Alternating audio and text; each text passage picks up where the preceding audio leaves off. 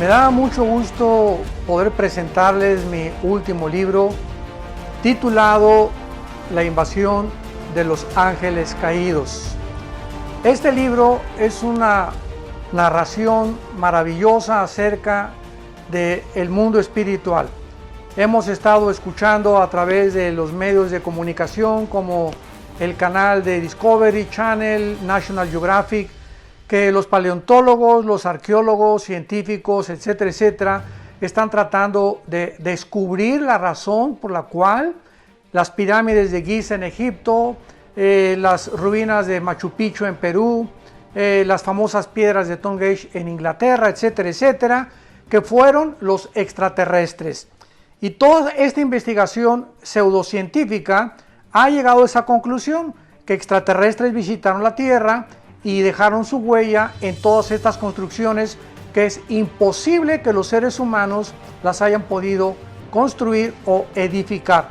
En este libro yo trato de correr las cortinas y poder demostrarle al público que la Biblia encierra secretos que solamente Dios nos podía haber realmente manifestado y revelado para que podamos comprender que estamos rodeados de un mundo espiritual que explica también el fenómeno ovni, los gigantes que existieron durante 1000 años en el mundo y que también hay huellas acerca de ello, para que podamos nosotros cada día apasionarnos más por la verdad y conocer las Sagradas Escrituras.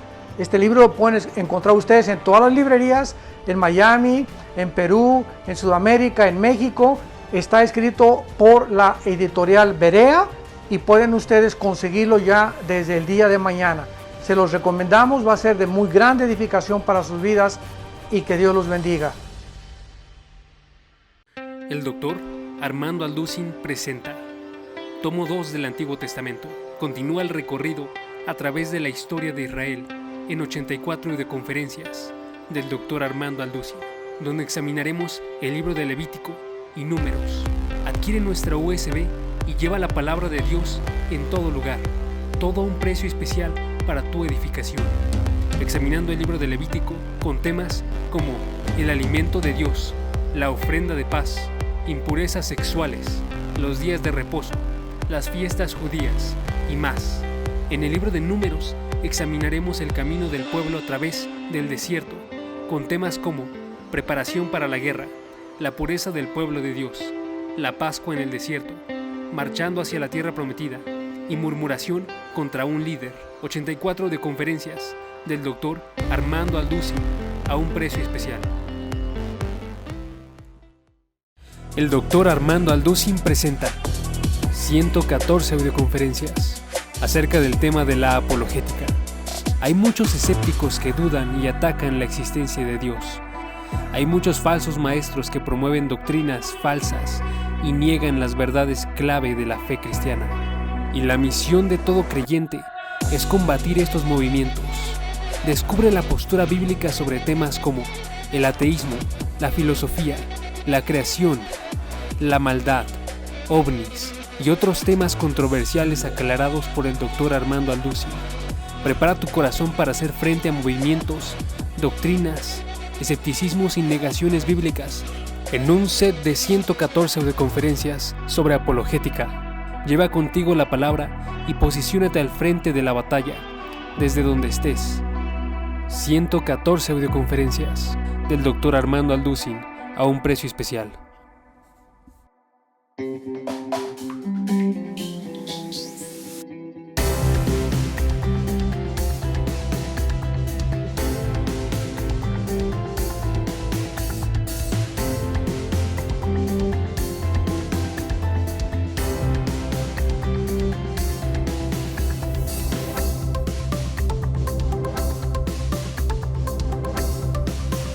Continuamos con la serie Conociendo el fin de los tiempos.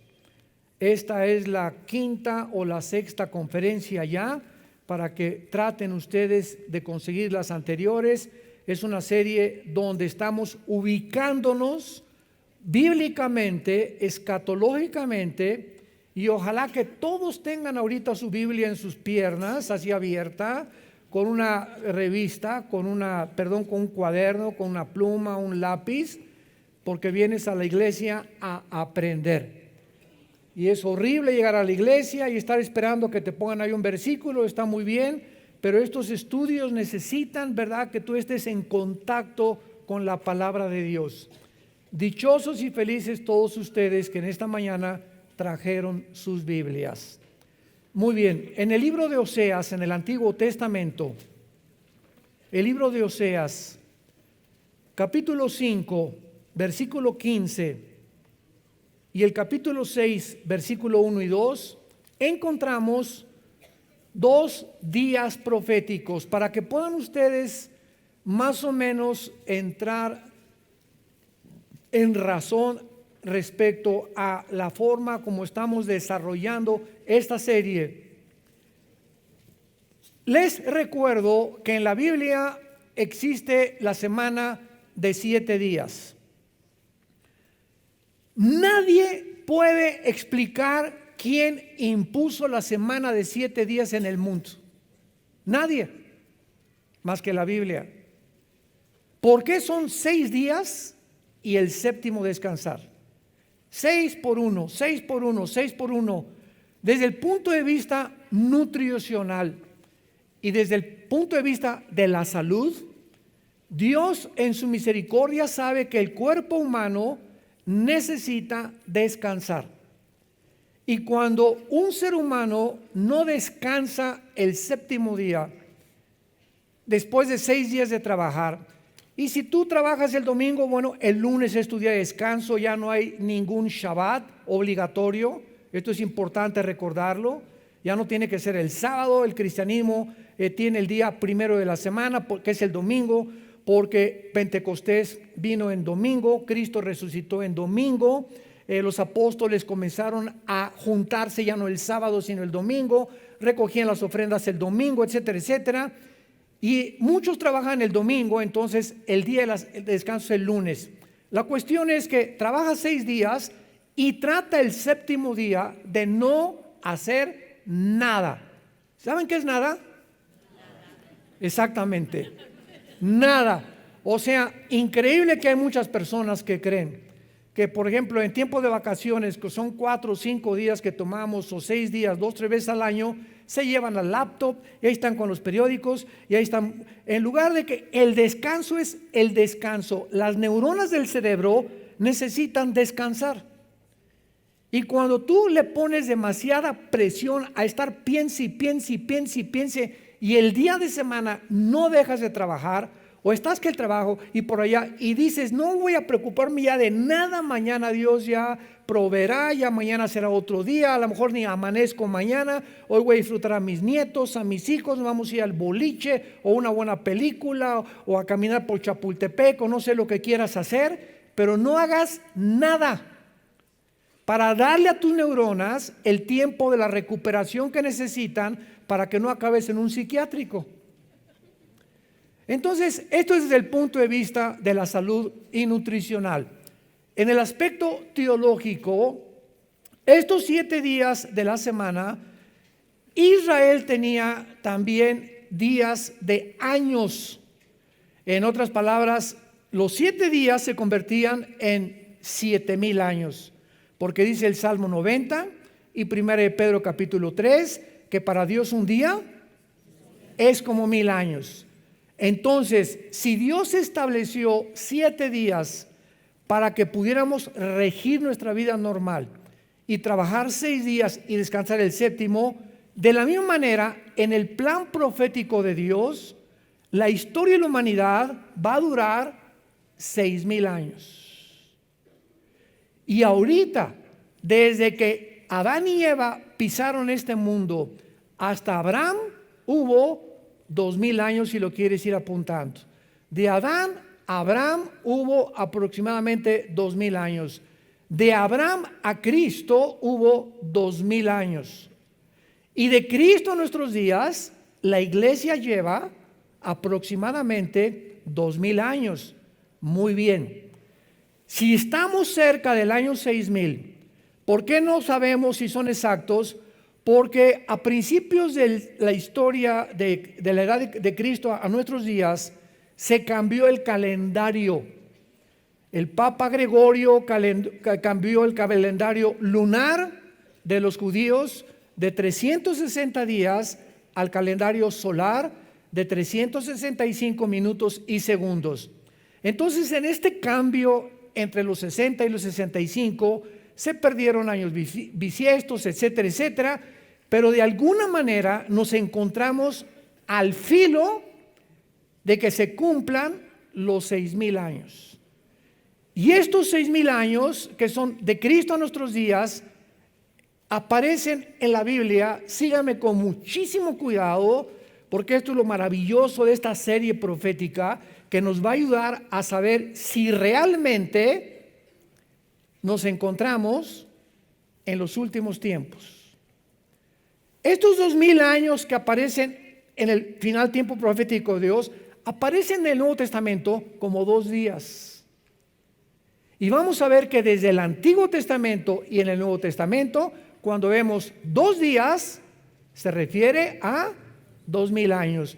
Vamos a comenzar a comprobarlo en el libro de Oseas, capítulo 5, donde aquí tenemos escondido una revelación maravillosa profética de Dios.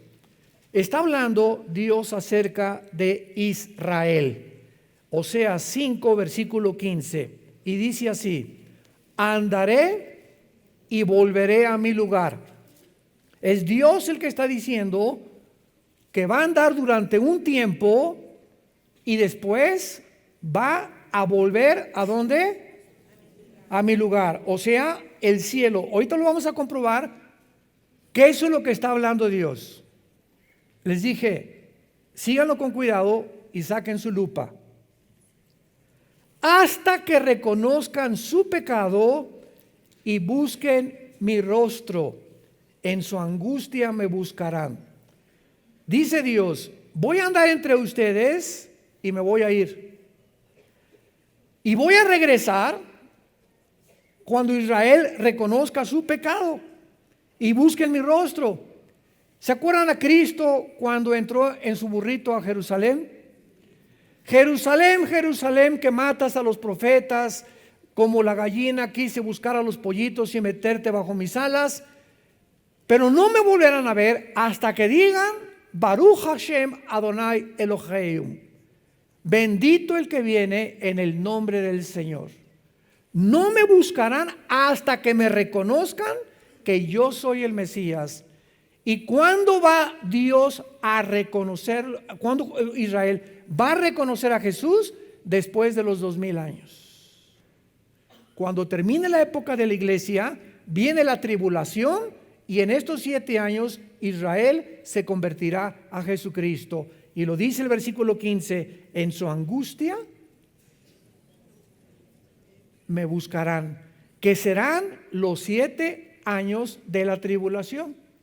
El tiempo de angustia, Jeremías 37 de Jacob, que en el Nuevo Testamento se llama la tribulación. Continuemos en el capítulo 6. Vengan, y aquí ya hay muchísimo más profundidad, y volvamos a Jehová, porque Él arrebató y nos curará, hirió y nos vendará.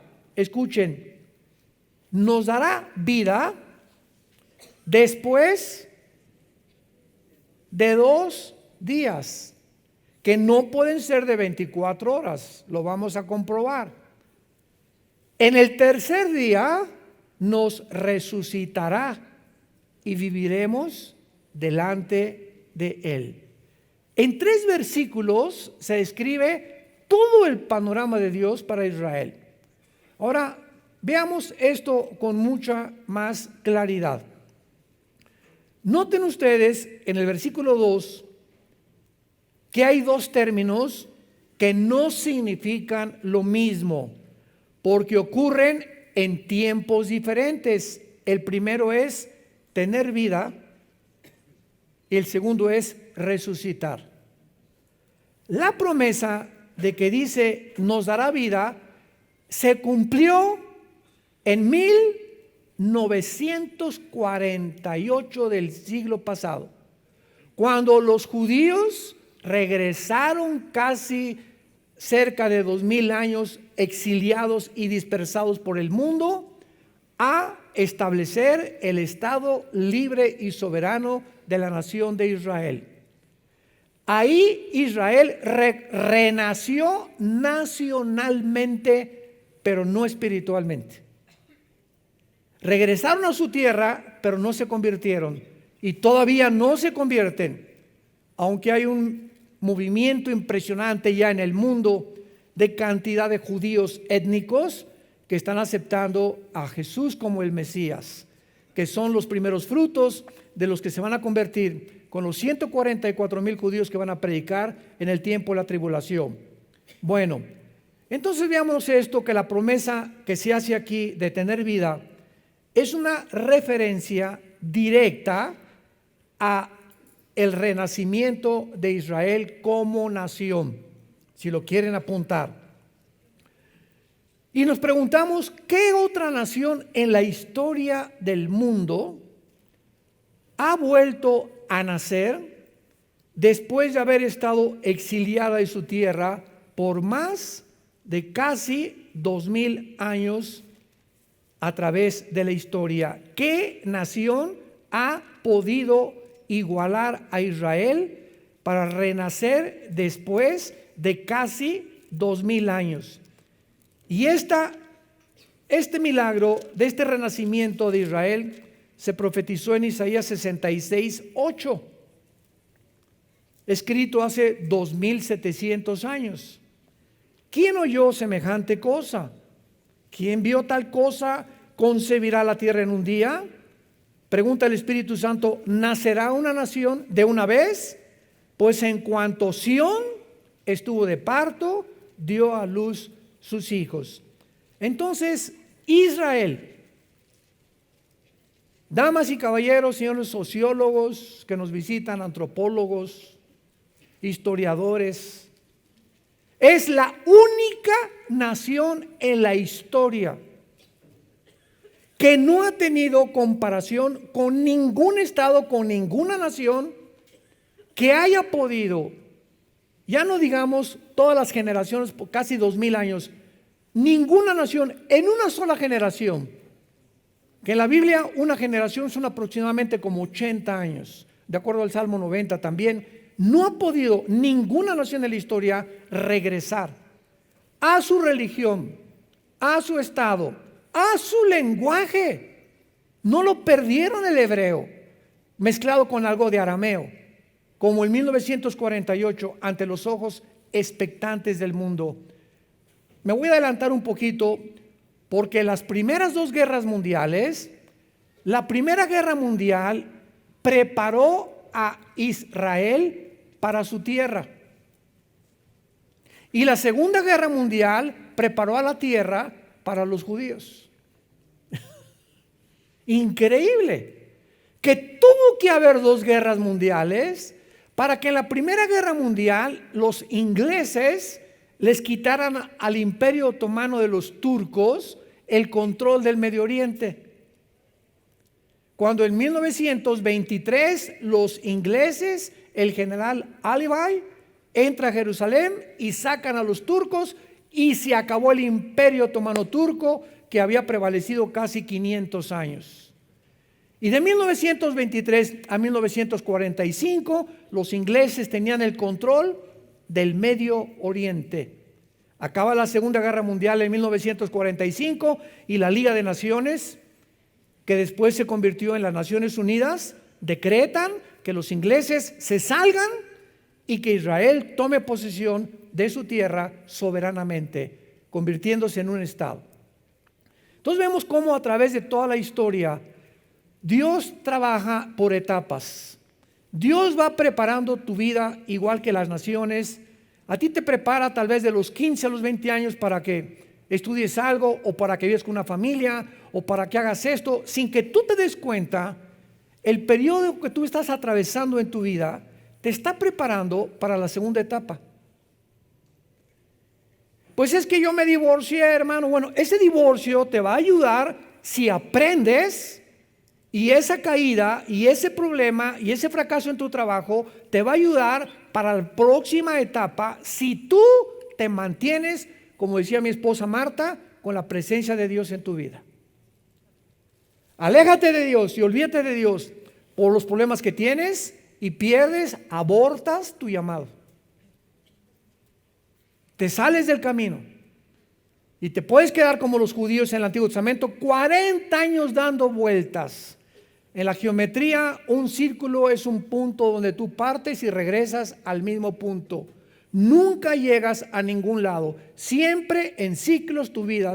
Eres igual que hace 4 años, igual hace que 10 años. Tu vida no ha podido cambiar. ¿Y sabes por qué no ha podido cambiar? Porque te gobernó la amargura. Un cristiano amargado no avanza ni una pulgada en su vida espiritual. No me importa que me violaron, hermano, mi papá fue esto y mi mamá fue esto y me divorcié y la gente no me quiere y como los perros me estoy lamiendo todas las heridas y te victimizas, el mundo está contra mí, nunca me quisiste papá, nunca me quiso nadie. Y cuando comenzamos a centrarnos en nosotros sin entender que hay una ley de la responsabilidad espiritual en la Biblia, que nadie es responsable de lo que tú eres ahorita más que tú y yo. El día que tú dejes de echarle la culpa a algo o a alguien por lo que tú eres ahorita, ese día vas a madurar. Las personas inmaduras, los que no crecen, son los que siempre están creyendo que son como son porque alguien tuvo la culpa de ser como son. Es la victimización de la personalidad que te desintegra internamente el alma y el espíritu. Muy bien. Ahora veamos la segunda fase en Oseas capítulo 6, que tener vida entonces es la resurrección de Israel como nación en el 48. Y noten ustedes que dice, después de 2 días, en el tercer día nos resucitará.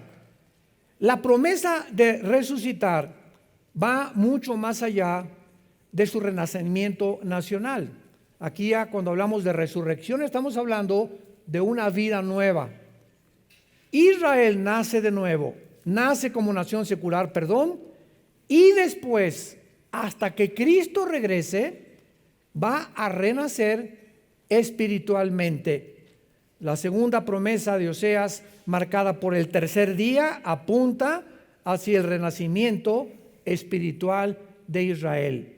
Nos resucitará después de los 2000 años. Y es cuando veremos nosotros Romanos 11, 25 y 26, y todo Israel será salvado. Romanos capítulo 9, capítulo 10 y capítulo 11 de la carta de Pablo a los romanos, 3 capítulos le dedica Pablo al renacimiento de Israel como una nación espiritualmente.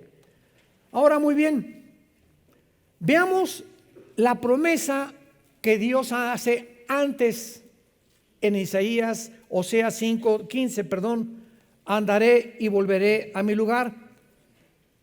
Aquí está Cristo. ¿Saben quién está hablando aquí? Dios en la persona de su Hijo. Andaré y volveré a mi lugar. Vamos a ver ahora en el Evangelio de Juan, principalmente, cómo Cristo comienza a platicarles a sus discípulos continuamente, diciéndoles, me voy a ir, voy a regresar. Y estaban los discípulos, ¿a dónde? ¿A Tlacomulco? ¿A dónde te vas? ¿De qué está hablando? ¿Se va de vacaciones o qué? Pero él estaba citando Oseas 5:15, de que él iba a regresar a su lugar e iba a regresar al mundo cuando Israel se convirtiera, que será en el tiempo de la tribulación. Vayamos pues al Evangelio de Juan. ¿Ya ven por qué no traen su Biblia? Muchachitos. Capítulo 7, Juan 7. Entonces Jesús dijo, Juan 7:33, todavía un poco de tiempo estaré con ustedes e iré al que me envió. Todavía los discípulos con este lenguaje no lo entendían. Continuamente, vamos a seguirlo viendo, Jesús está anunciándoles que se va a ir. Y qué increíble que sepa Jesús a dónde se iba a ir después de muerto. Al que me envió a la tierra, me envió a morir. Pero yo sé que cuando después muera a los 3 días, voy a subir al que me envió. Veamos ahora Juan capítulo 13, nos brincamos hasta el capítulo 13, versículo 33. Hijitos, Juan 13, 33. Aún estaré otra vez, aún estaré con vosotros un poco. Me buscarán, pero como dije a los judíos, así les digo ahora a ustedes, a donde yo voy, ustedes no pueden ir. Ahí Él les dice a los discípulos con más claridad: antes me voy a regresar con el que me envió. Y ahora les digo, cuando yo me vaya, ustedes no se pueden ir conmigo. O sea, yo me voy a morir primero que ustedes. Ustedes me van a alcanzar después, todavía no se lo revela, pero quiero decirles ahorita que a donde yo voy ustedes no van a poder ir. Y más confusión trajo a los discípulos. ¿Y ahora por qué nos quiere dejar huérfanos? ¿A dónde quiere ir que no nos quiere llevar con Él? No tenían la idea todavía de la dimensión espiritual que Jesucristo estaba mencionando. Juan capítulo 14. No se turbe vuestro corazón, del 1 al 3. Crean en Dios, crean también en mí. En la casa de mi Padre muchas moradas hay. Si así no fuera, yo os lo hubiera dicho. Voy a preparar lugar para vosotros. Aquí ya en tercer lugar les dijo que va a regresar con el Padre. Número 2, que a donde Él va, ellos no lo pueden acompañar. Y ahora aquí les dice, a donde yo voy, les voy a preparar un lugar. ¿Irá a algún hotel? ¿Irá a la Riviera Maya a prepararnos ahí algo rico para vivir ya eternamente ahí en la Riviera junto con Él? Y aquí los discípulos, más que cualquier otra cosa, entraron en un estado de ansiedad por no entender espiritualmente las palabras de Jesús. Y en el versículo 3 les dice: y si me fuere y os prepararé el lugar, vendré otra vez. Aquí está hablando del arrebatamiento de la iglesia. ¿Cómo sabemos que no está hablando de la segunda venida, que es otro evento completamente diferente? Porque dice: y os tomaré a mí mismo. Esta palabra en el griego, paralambano, implica tomar así con fuerza. Y esta palabra, con la palabra en 1 Tesalonicenses 4:17, el rapto, que es arpazo en el griego, arpazo se tradujo arrebatar, significa quitar con fuerza. Entonces, en el rapto viene Jesús y ¡boom! Millones de personas desaparecen del mundo.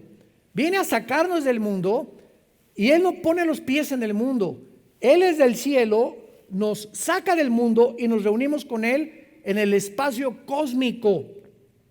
Y ya que estemos con Él, nos vamos hacia el tercer cielo con Él. Pero Él baja por nosotros porque el espacio cósmico es el dominio de Satanás. Y viene a proclamar a los ángeles caídos y a todos los poderes de las tinieblas: he venido y voy a regresar a conquistar este mundo para todos ustedes. Para que donde ustedes estén, donde yo estoy, ustedes estén conmigo. Muy bien, sin embargo, aun cuando actualmente nos encontramos en la época de la iglesia, que son estos 2000 años, esto es importante. La iglesia, amados santos de Dios, la iglesia no es la fuerza que está guiando el plan profético de Dios. La iglesia no es, repito, la que está guiando el plan profético de Dios, porque el factor crítico que Dios usa en toda la Biblia es Israel. ¿Te gustó?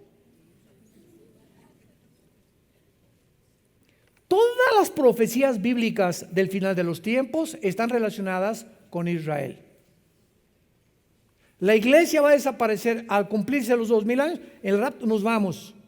Pero aquí en la tierra siguen 7 años de tribulación, donde Dios va a tratar con Israel para que ellos puedan, en este tiempo de angustia, al final reconocerlo como el Salvador. Y ya que Israel reconozca a Jesús como el Salvador, regresamos con Él en la segunda venida.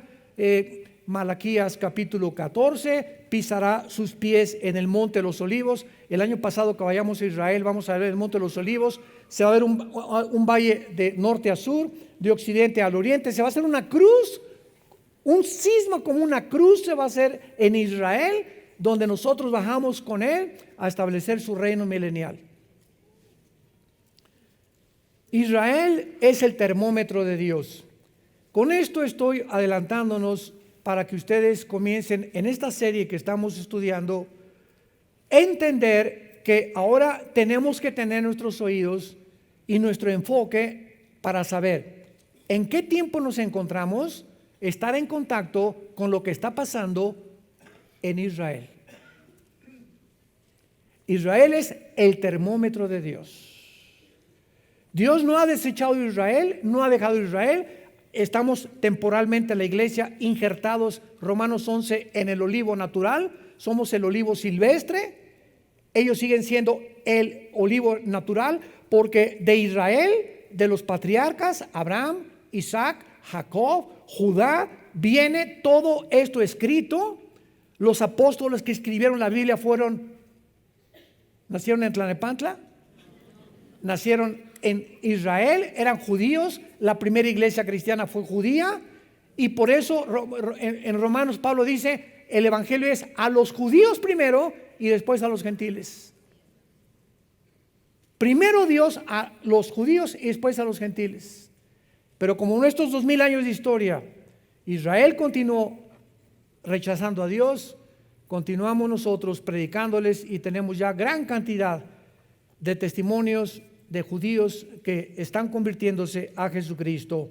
A la iglesia no se le dio un tiempo específico de duración para que nosotros estuviéramos en la tierra. Escúchenme lo que acabo de decir. La Biblia no menciona cuántos años la iglesia va a durar. Estamos creyendo que 2000 años para Israel, pero escuchen esto. Si llegamos al año 2000, que es cuando Dios comienza la tribulación, podemos ser sacados nosotros o arrebatados 6 meses antes de que el anticristo firme el tratado, 1 año antes, o el rapto puede venir 5 años antes y pasar 5 años antes hasta que el anticristo firme el tratado. La iglesia no tiene el día y la hora, nadie sabe cuando Cristo viene por nosotros. Nadie se atreva a decir en tal fecha o en tal día Cristo viene. No sabemos. Sabemos los tiempos y nos encontramos en los tiempos. Que de eso se trata esta serie. Pero el día y la hora no lo sabemos. Pero para Israel el tiempo está contado cronológicamente por las profecías bíblicas. Ahora vamos a comenzar a estudiar estos 2 días en el Evangelio de Juan, que vamos a comprobar que Cristo no se refería a 2 días de 24 horas. Para corroborar que cada vez que Jesús mencionaba 2 días, se estaba refiriendo a 2000 años en relación con la nación de Israel. Juan 4 con la mujer samaritana. La Biblia menciona en el Evangelio de Juan 2 periodos de 2 días durante el ministerio de Jesús, que son símbolos proféticos. ¿Quién se podría imaginar eso, verdad? Vamos ahorita 2 días y tienen implicación profética. Cristo no dice 3 días, 4 días al azar o por coincidencia. Cada día, cada coma, cada número que la Biblia menciona tiene un significado profético. No es al azar. Todo lo que Dios ha escrito tiene un significado y nosotros somos los responsables en escudriñar, en investigar, en poder resaltar, y cuando el Espíritu Santo te ve que traes tu Biblia el domingo y que de veras eres una persona de la Biblia y tienes en tu oficina una Biblia, en el baño una Biblia, en tu recámara una Biblia, y que estás buscando siempre la palabra de Dios, Dios se va a revelar a tu vida. Porque dice Deuteronomio 4, me buscarás cuando me busques con todo tu corazón. Pero vienes aquí con el Calimán. Ahí traes el periódico contigo ahorita. A ver quién gana, Monterrey o América. Vive la América. Independientemente, ¿verdad? Bueno, este es un chiste nada más. Juan 4, versículo 40. En este capítulo, rápidamente para introducirnos a lo que está antecediendo, Cristo se encontró con la mujer samaritana, todos ustedes lo saben, ¿verdad? En un pozo de Jacob, en la región de Samaria. Cristo le revela a la mujer que Él es el Mesías, que Él es la fuente del agua de la vida. La mujer gozosa era una mujer inmoral, llevaba 5 matrimonios, con el que vivía en amaciato. Cristo no la condena, era ignorante, pero era una mujer religiosa, porque comenzó a cuestionar a Cristo. Ustedes adoran allá y nosotros acá. O sea, ¿qué religión es la verdadera? Unos que los mormones, otros que los hindúes, otros que estos. ¿Hay alguna religión que se puede decir cuál es la verdadera? Una pregunta muy válida que hizo la mujer a Jesús. Y la respuesta de Jesús fue: mujer, créeme. ¿Cómo sabemos cuál es lo verdadero? Créele a Jesús. Ve lo que dice la Biblia a Jesús. No hay ninguna religión, Él no vino a fundar ninguna religión. Él vino a que le creyéramos que sus palabras son espíritu, son vida y vida eterna. Y eso te librará y te hará libre de las religiones, de las tradiciones, del paganismo, etcétera, etcétera, si le crees a Jesús. Bueno, entonces esta mujer corre con los samaritanos. Acuérdense que los samaritanos eran enemigos de los judíos, porque los samaritanos, o sea, la región de Samaria está hasta la mitad de Israel y lo que sigue la región de Galilea. Entonces, a ver, aquí así rápidamente, Israel está dividido en Judea, Samaria y Galilea. El sur, que es Judea, es el Mar Muerto. Cuando vayamos al Mar Muerto el año que entra en junio, les apuesto lo que quieran que las mujeres no se van a querer ir de ahí. ¿Saben por qué? Porque las cremas del Mar Muerto embellecen a la mujer. Son las cremas y el lodo que hay, se acuestan en el lodo, ahí se quedan a dormir las mujeres y se revuelcan para acá y para allá y por acá, porque el Mar Muerto tiene los minerales más increíbles que hay. A las tiendas de cremas, bueno, ahí se vuelven locas las mujeres comprando cremas para la cara y para las uñas y para lo que sea. No, para las uñas no, ¿verdad, gorda? Bueno, yo no sé de esas cosas. Pero cuando fuimos la vez pasada, ¿verdad? No querían un día más las mujeres. Les dije, no, se someten. Muy bien, los samaritanos entonces se habían mezclado con judíos y los judíos los tenían marginados porque no eran puros. Estaban mezclados con los gentiles. ¿Cuándo fue esto? Cuando los asirios, 700 años antes de Cristo, se llevaron cautivos a las 10 tribus de Israel a Siria. Y entonces desde hace 2700 años hasta nuestros días, los judíos están en el mundo entero sin que sepamos a qué tribu pertenecen.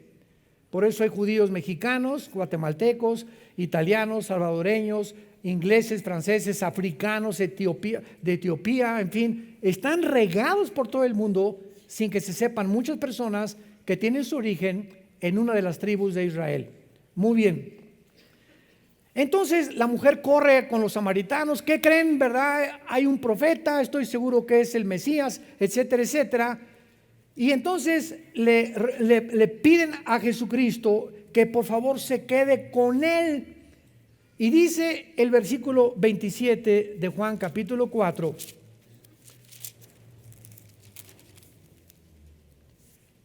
En esto vinieron los discípulos y se maravillaron de que hablaba con la mujer. Sin embargo, ninguno dijo, ¿qué preguntan o qué hablan? Sin embargo, encontramos en el versículo 42, y decían a la mujer, ya no creemos solamente por tu dicho, porque nosotros mismos hemos oído y sabemos que verdaderamente este es el Salvador del mundo en Cristo. 2 días después salió de allí y se fue a Galilea. Pregunta,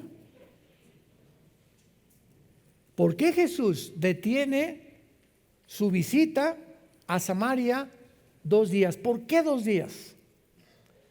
¿Qué relación hay en que Él se haya quedado 2 días con los samaritanos, con los 2000 años relacionados con la profecía para Israel?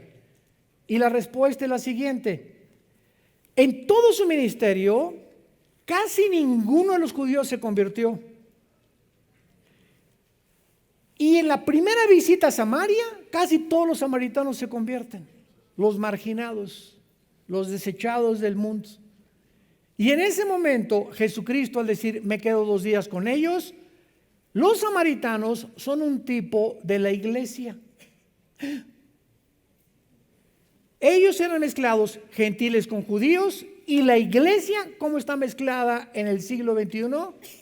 Gentiles con judíos también. Y cuando Jesús dice, me quedo 2 días con ustedes, está hablando proféticamente que después de los 2000 años vendría Dios a establecer su trato con los judíos. Qué impresionante que es en un ministerio de 3 años y medio, donde la mayoría eran judíos, se rehúsan a creer en Él, y en un solo día en Samaria, todos los gentiles casi creen en Él. ¿Qué significado tenía, verdad? Que la época de la iglesia está mezclada también, pero predominantemente de gentiles. Ser un reflejo de este ministerio de Jesús que tuvo con los samaritanos. ¿Podríamos alguna vez habernos imaginado esto? ¿Ven cuántas joyas y cuántas piedras preciosas? Ahorita todavía están muchos. Lo comprendo. El año que entra lo vas a entender un poco más. Pero son piedras preciosas y joyas que vamos descubriendo en la Biblia.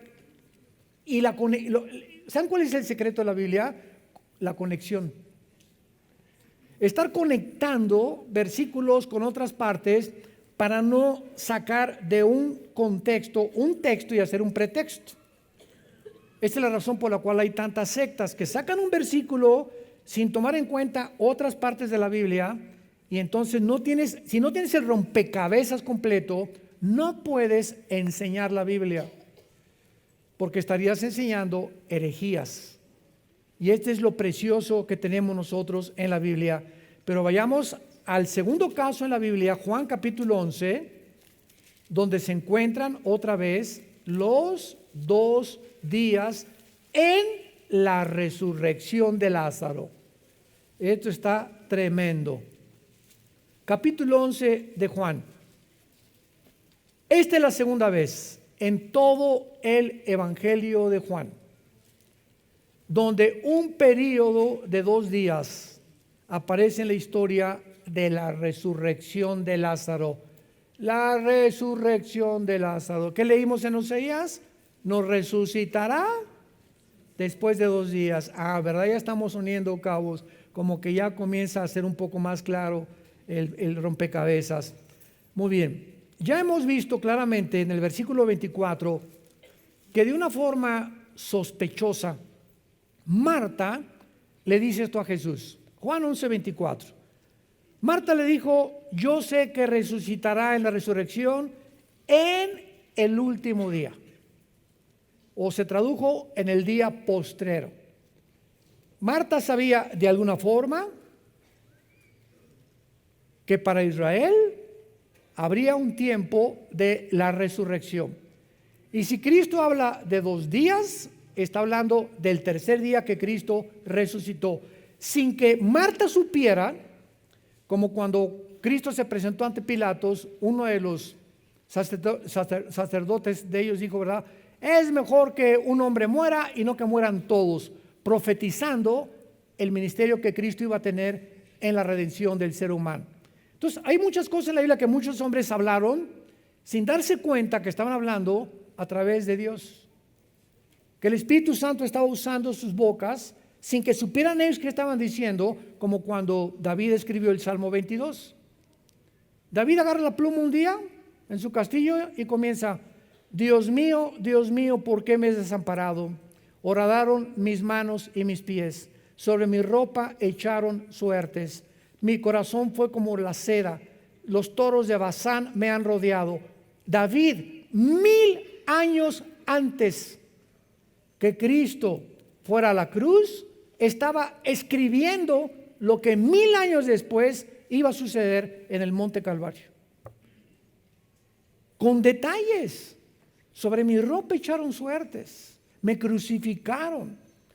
Las palabras que Jesús dijo, lama sabactani, Dios mío, Elí, lama sabactani, ¿por qué me has abandonado? Las escribe David 1000 años antes. ¿Ustedes creen que David sabía lo que iba a pasar en el Monte Calvario? Ahí está un ejemplo, ¿verdad? Isaías 53, despreciado y desechado entre los hombres, varón de dolores, como que escondimos el rostro de él. ¿De quién está hablando? Del Mesías que vendría 700 años después. Isaías no tenía idea, porque cuando Cristo hace su aparición en el mundo, ninguno de los líderes religiosos, los teólogos, los fariseos, los que conocían más que el populos, la teología y la Torá, etcétera, etcétera, no pudieron entender, escuchen con cuidado esto, que el Mesías tenía primero que morir. Y esta fue la trampa del plan de Dios al diablo. Dice en 1 Corintios capítulo 2, si los príncipes de este mundo, o sea, los principados satánicos, hubieran sabido y conocido la sabiduría de Dios, nunca hubieran crucificado a Cristo. Si el diablo hubiera sabido que Cristo iba a resucitar, no se hubiera metido en Judas. De menso lo hace. Pero cuando Cristo resucita, el plan escondido de Dios, ni los ángeles lo conocían, era un secreto entre Dios y su Hijo Jesucristo. Entonces, en el Antiguo Testamento, lo único que aparece es un Mesías, pero la mayor parte de ellos creían que era el Mesías o el descendiente de David. Y cuando el Cristo toca y tienta el diablo a Cristo en el desierto, le dice: si tú eres el Hijo de Dios, realmente di esas piedras, o sea, si tú no eres el descendiente de David, sino que si eres el Hijo de Dios, pruébame que tú eres el Hijo de Dios. El diablo sospechaba, pero no estaba seguro que era el Hijo de Dios. Ahora alguien podría preguntar: oiga, pero cuando entró Cristo a una sinagoga, los demonios lo reconocieron. Escuchen, sabemos quién eres, el Cristo, has venido a atormentarnos. Es toda la información que tenía. Sabemos que eres el Mesías, el Cristo, que significa el Mesías, pero no sabían el plan que tenía que morir. Oye, hermano, pero después de cuando les comenzó a preguntar a los discípulos, y es necesario que el Hijo del Hombre sea entregado en manos de pecadores y al tercer día resucite, pues el diablo no estaba oyéndolo. Escucha esto: si tú no tienes al Espíritu Santo, aunque oigas esto, no lo vas a entender. Yo puedo venir ahorita con una persona de otra religión: oye, es que María no es corredentora con Cristo, los santos no pueden perdonar los pecados. Aquí está en tu Biblia. No, es mi religión, no voy a rechazar mi religión. Ahí está, y no lo ven. ¿Cómo lo explicas? Hasta que el Espíritu Santo entre a nuestra vida y nos abra el entendimiento, podemos tener la luz y no ser iluminados. No hay peor ciego que aquel que tenga la luz enfrente y no es que no pueda ver, no la quiere ver.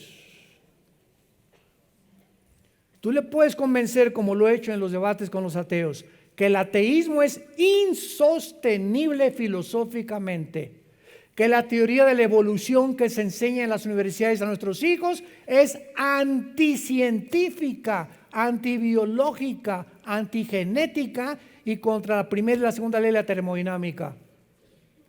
Y los maestros les dices, pero ¿cómo estás enseñando algo que tu misma ciencia, que te jactas en que eres científico y que esto es una religión? La ciencia te demuestra que la teoría de la evolución es imposible. ¿Pero qué hay? ¿Por qué no cambian de un bando al otro bando? Simplemente porque el orgullo intelectual es más grande que la verdad. Detiene la verdad. Romanos 1. Habiendo conocido a Dios, no le quieren glorificar como Dios ni darle gracias. Se envanecen en sus razonamientos y profesando ser sabios, se vuelven necios.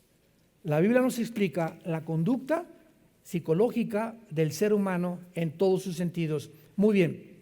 Entonces Marta le dice, en el último día vas a resucitar. Y Lázaro se enferma gravemente. Sabemos que eran los mejores amigos de Jesús. Marta, María y Lázaro eran 3 hermanos. Y supuestamente esta familia era de mucho dinero.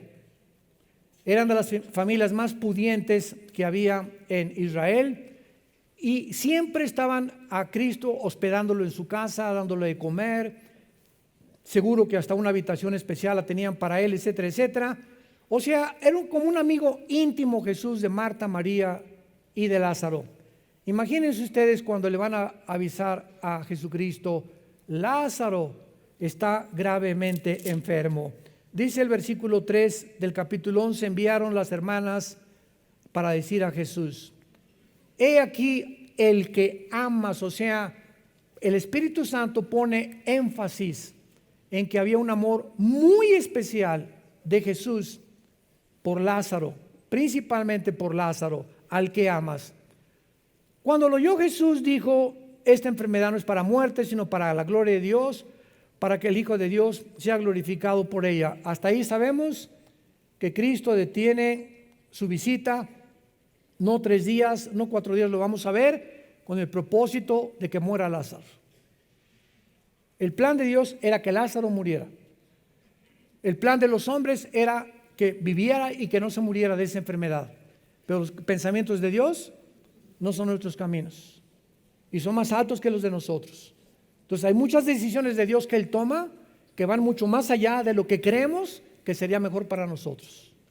Es como hace poco me dijeron una persona que querían ir a resucitar un muerto y les dije, miren hermanos, si don Pancho Pistolas resucita, ¿saben lo que va a pasar? Que abriendo los ojos va a decir, devuélvanme.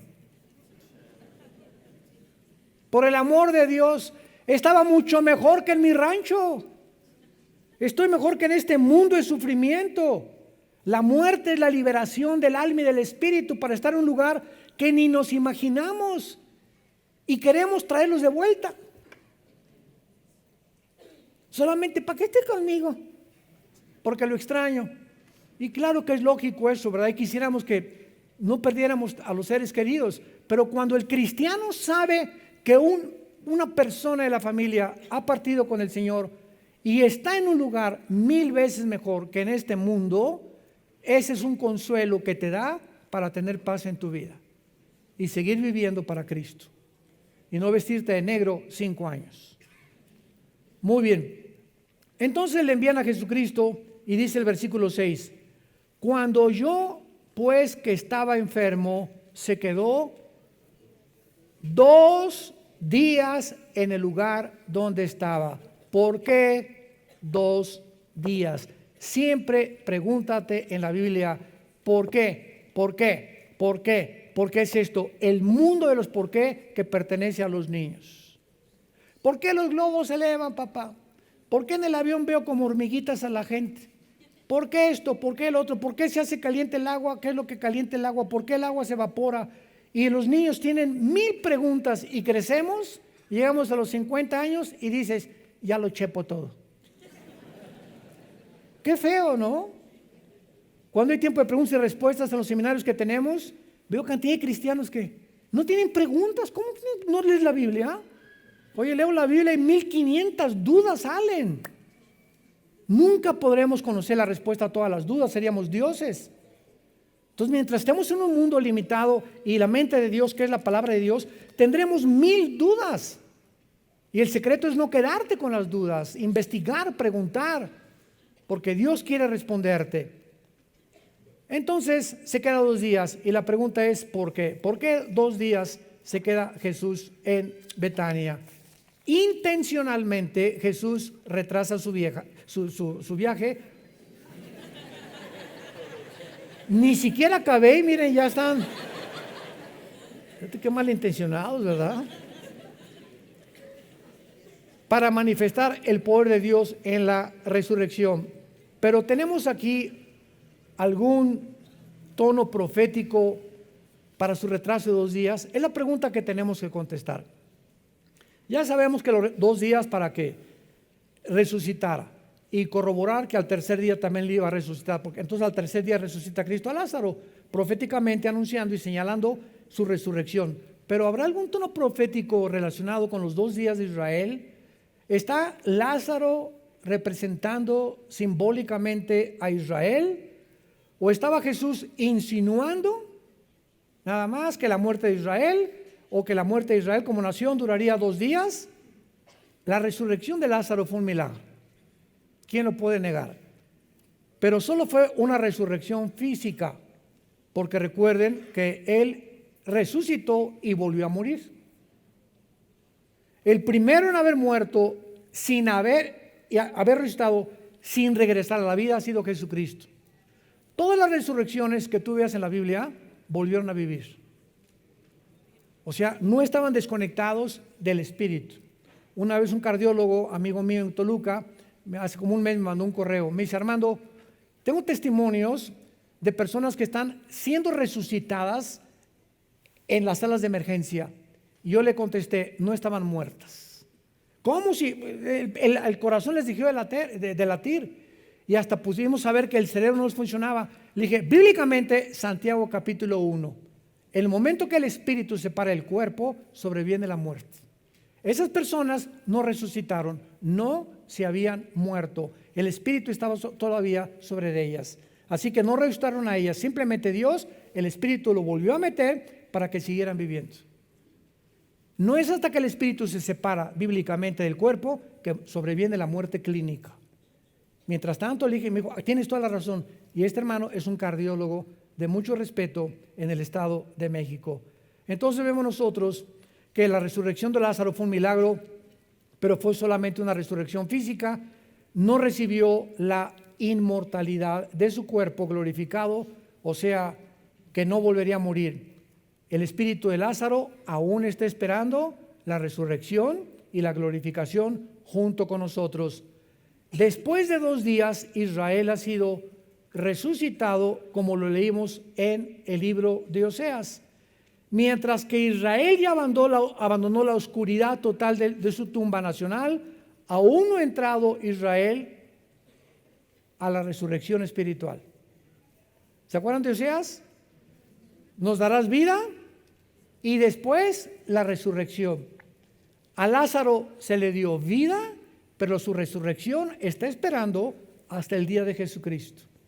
Entonces, en estos 2 días, Cristo corroboraba y confirmaba a Israel que verdaderamente el plan para él era que las profecías se cumplieran hasta después de 2000 años.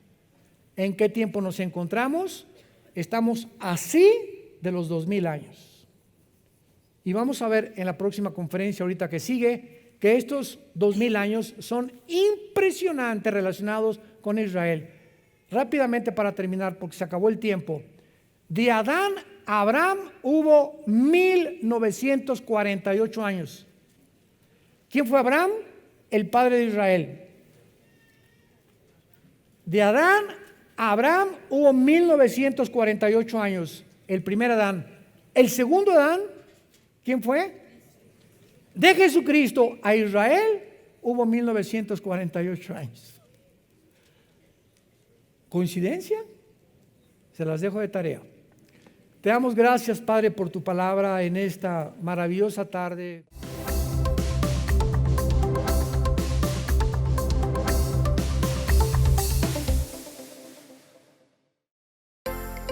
Vida Nueva para el Mundo se sostiene y propaga el mensaje de salvación de Jesucristo gracias a Dios y a tus donativos. Llevemos juntos el Evangelio de Jesucristo al mundo entero.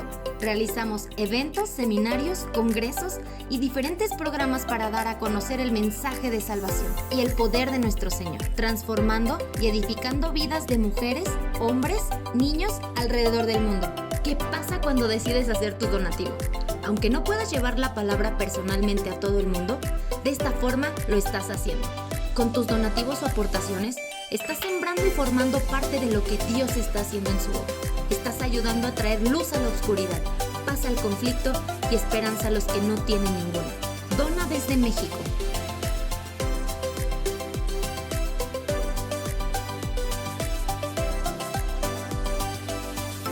Dona desde Estados Unidos.